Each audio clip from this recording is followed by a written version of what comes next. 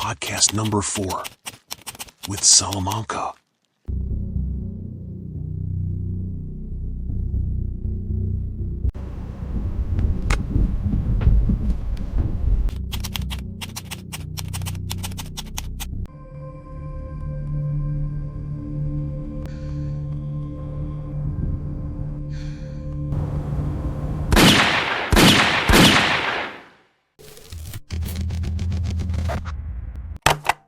Hello everyone, and welcome back to English with Salamanca. Today, we are going to explore one of the most famous unsolved criminal cases in American history. This is the story of the Zodiac Killer, a man who attacked innocent people, sent terrifying letters to newspapers, created secret codes, and challenged the police to catch him. More than 50 years have passed. Thousands of suspects have been investigated. Millions of people have searched for answers. But one question still remains. Who was the Zodiac Killer? To help us understand this incredible mystery, I invited a special guest today. He is an investigative journalist who has spent years studying famous unsolved crimes and historical criminal cases. Please welcome Ethan Brooks. Thank you, Salamanca. I'm happy to be here. The Zodiac case is unlike any other. It is not only a story about murder. It is a story about fear, mystery, and a killer who wanted the whole world to know his name, without ever revealing his face. Then let's begin at the very beginning. Where did the Zodiac story really start?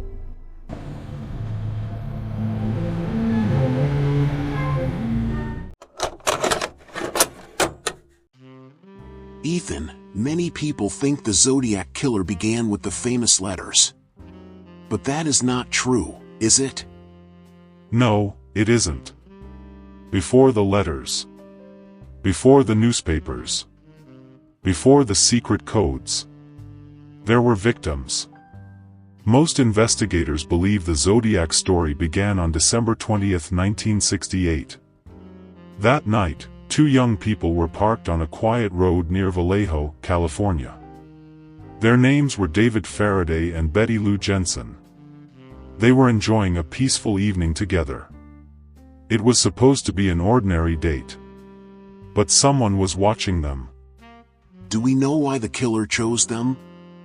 No. That is one of the biggest mysteries. There was no robbery. No warning. No clear reason. A man suddenly appeared near the car. Within seconds, gunshots broke the silence. David died at the scene. Betty Lou tried to run, but she never escaped. The killer disappeared into the darkness. He left almost nothing behind. No name. No fingerprints that could identify him. No explanation. Only fear. So, at that moment, the police had no idea they were looking for someone who would soon become one of the most famous serial killers in history. Exactly. To the police, it looked like another terrible murder case. No one imagined that this was only the beginning. The real nightmare had not even started.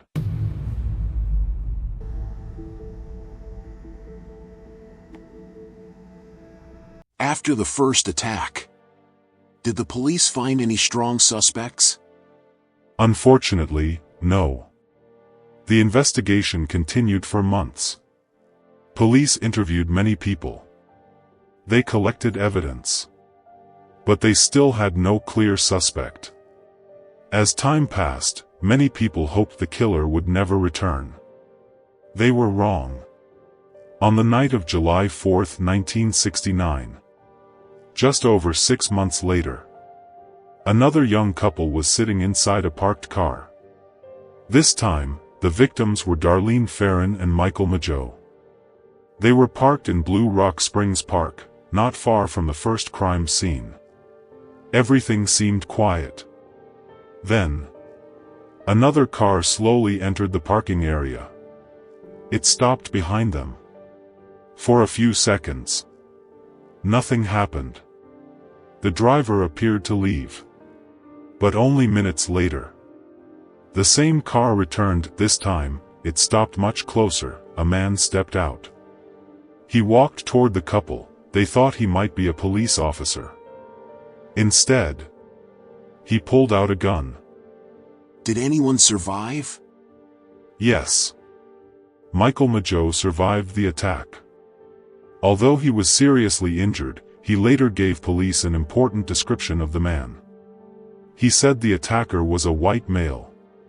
Heavy-set. Around 30 years old. With a round face and short hair. It was the first real description investigators had. But it still wasn't enough to identify him. The killer disappeared. Once again.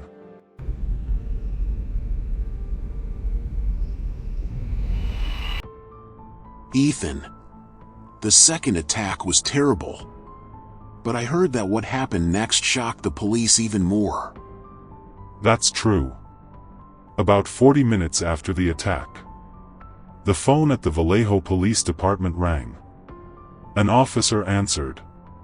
The voice on the other end sounded calm, almost emotionless. The man said, "I want to report a murder." He gave the exact location of the attack. Then he added something unexpected. "I also killed those kids last year." At that moment, the police realized something terrifying. The two attacks were connected. They were hunting the same killer. Did the police trace the call? Yes. They acted quickly. The call came from a public telephone booth.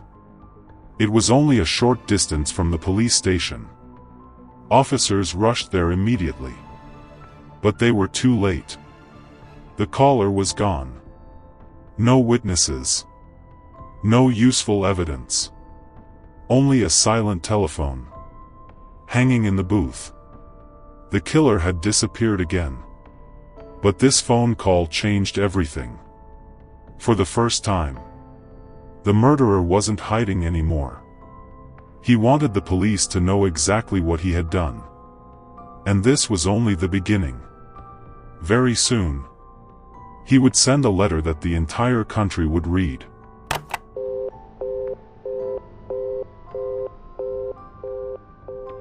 Ethan, the killer had already attacked twice. He had even called the police. But he still didn't have a name. So, when did people first hear the name Zodiac? Just a few weeks later.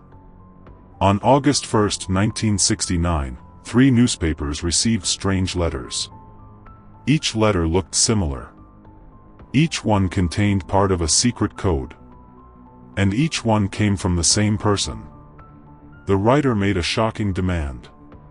He said, "Print my letter on your front page." Then he warned that if the newspapers refused, he would kill again. The letters immediately caught everyone's attention. Police officers, journalists, and ordinary people all wanted to know who had written them. But one sentence changed the case forever. At the beginning of another letter, the writer introduced himself with these words. "This is the Zodiac speaking." That was the first time the world heard the name. Zodiac. So the killer gave himself a name. Almost like he wanted to become famous. Exactly. Most killers try to hide. The Zodiac did the opposite. He wanted attention. He wanted fear. And he wanted the whole country to read his words. From that moment on, this was no longer just a police investigation. It became a national obsession.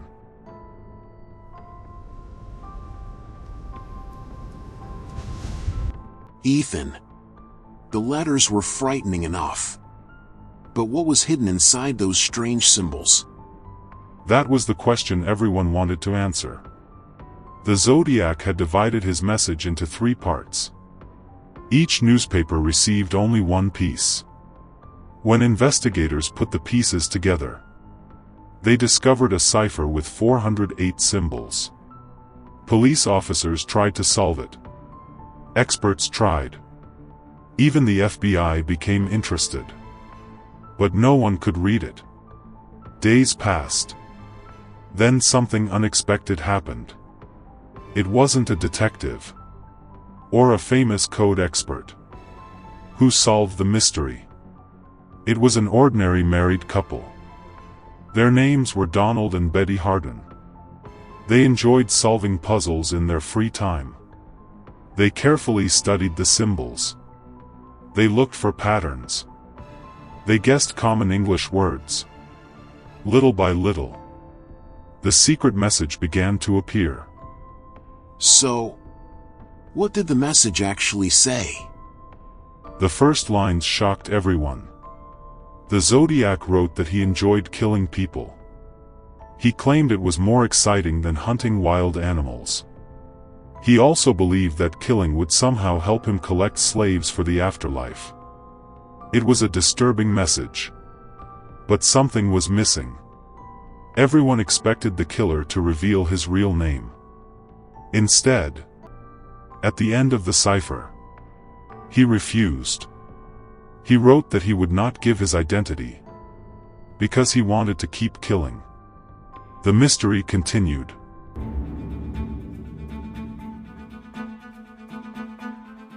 Ethan. Until now, the Zodiac always attacked people inside their cars. Did he ever change his method? Yes. And that made him even more frightening. On September 27, 1969, a young couple was enjoying a quiet afternoon near Lake Berryessa, California. Their names were Brian Hartnell and Cecilia Shepard. The weather was beautiful. The lake was peaceful. Nothing seemed unusual. Then, a man appeared in the distance. He walked slowly toward them. But there was something strange about him. He was wearing a large black hood that completely covered his face. On the front of the hood, there was a white crosshair symbol. The same symbol that would later become famous around the world. Did he tell them who he was? No. He spoke calmly. He told the couple that he needed their car and their money. At first, they believed him. They thought he only wanted to steal from them. But that wasn't true. After tying them up, he attacked them. Then he calmly walked back to his car. Before leaving, he took a black marker and wrote on the victim's car door. He listed the dates of the previous attacks, then added the new one. It was his way of signing the crime. So he wanted everyone to know. The same killer had returned again. Exactly. And this time, he left behind something the police had never had before. Living witnesses. And a detailed description of his terrifying costume. Ethan. After Lake Berryessa, people must have been terrified. Did the Zodiac stop? No. Less than 2 weeks later, he attacked again. But this time, everything was different. On October 11, 1969, a taxi driver named Paul Stein picked up a passenger in San Francisco. It looked like a normal ride. The passenger gave him an address. Nothing seemed unusual. When the taxi reached its destination, the passenger suddenly attacked. Then he did something that shocked investigators. Instead of running away immediately, he calmly searched the taxi. He tore away a small piece of Paul Stein's shirt. Then he quietly walked away into the night. Wait. Why would he take part of the victim's shirt? Because he wanted proof. Days later, Newspapers received another letter from the Zodiac. Inside the envelope, police found a piece of the bloody shirt. It proved that the letter had really come from the killer. There was no doubt anymore. The Zodiac was playing a game. He wanted the police to chase him. He wanted the newspapers to publish his words. And he wanted the entire country to live in fear. Even more incredible, police officers were only minutes away from catching him that night. But one small mistake changed history forever. Ethan, you said the police were only minutes away from catching the Zodiac. So, what happened? It is one of the most frustrating moments in criminal history. Right after the attack on Paul Stein, witnesses called the police. They described the suspect. But during the radio broadcast, a mistake was made. The suspect was described as a black male. In reality, witnesses had seen a white male. Because of that incorrect information, some police officers did not stop a man they saw walking near the crime scene. They believed he could not be the killer. Later, the mistake was discovered. But by then, it was too late. The man had disappeared. Forever. That's unbelievable. The Zodiac may have walked right past police officers. And they didn't know it. Exactly. If the correct description had been given, history might have been very different. Many investigators believe the Zodiac escaped that night because of that single mistake. No one knows for certain. But one thing is clear. After this crime, the Zodiac became even more confident. He continued sending letters. He continued mocking the police. And with every new message, the mystery only grew deeper. Ethan, for more than 50 years, people have asked the same question. Who was the Zodiac Killer? Did the police ever identify him? Over the years, investigators examined many suspects. Some people believed they had found the killer. Others completely disagreed. One of the most famous suspects was Arthur Lee Allen. Police questioned him several times. Many people thought he was the Zodiac. But investigators never found enough evidence to prove it. His fingerprints did not match. Some handwriting experts also disagreed. And no court ever declared him guilty. There were other suspects too. But every theory had the same problem. There was never enough evidence. So, after all these years, no one knows the truth? That's right. The Zodiac case remains officially unsolved. Modern technology has helped investigators study old evidence again. But the mystery continues.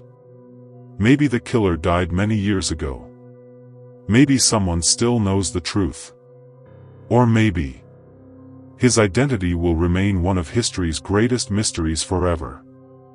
And perhaps that is why people still talk about the Zodiac Killer today. Not because we know who he was, but because we still don't.